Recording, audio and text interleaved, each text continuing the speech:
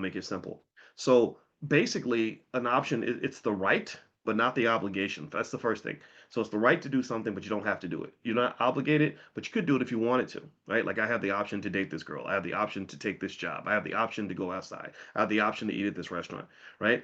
And in fact, actually, even if you think about integration, I think integration, like us having the option to shop at a white business or go to a white restaurant, would be better than the way we dealt with. The way we dealt with it was we saw it as like almost like an obligation. Like it's like now that I can go and shop at their store and drink, their ice is colder and all this other stuff.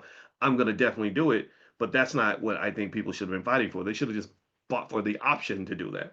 But then you don't have to exercise an option. You don't actually have to do it. So here it's the right but not the obligation to buy or sell. So options pretty much give you in the market, in the financial markets, they give the right to do one of two things. One of two things. You either have the right to buy something or the right to sell something, which is pretty much a way of saying you have the right to make a trade.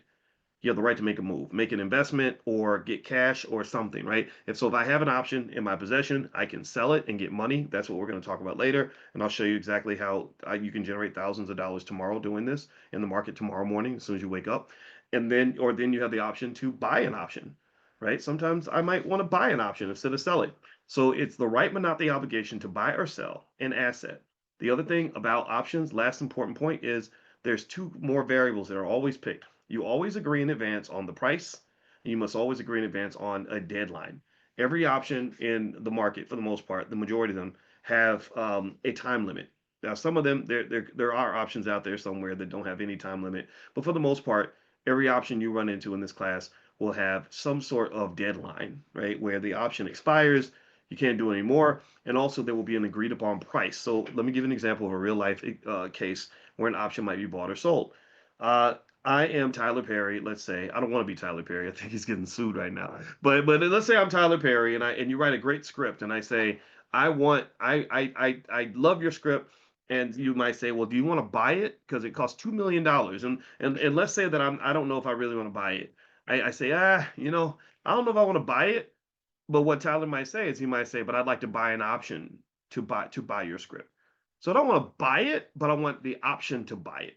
Right? Like my cousin, she when we were 24, she told me that she was really excited. I said, "What happened?" And she told me she was I said, I said, you got engaged to your boyfriend, didn't she? She said, "No, we didn't get engaged. We got promised." I said, "What is the difference between getting promised and getting engaged and getting married?" I don't understand. She said, "Well, we got promised to get engaged. So I'm wearing a promise ring, which means that we're promising that we're going to get engaged and to get married, right?" And they never got married. I don't even think they got engaged. But it was like this kind of idea where it's like you're saying, look, I don't know if I really want to buy this script. Tyler Perry says this, right?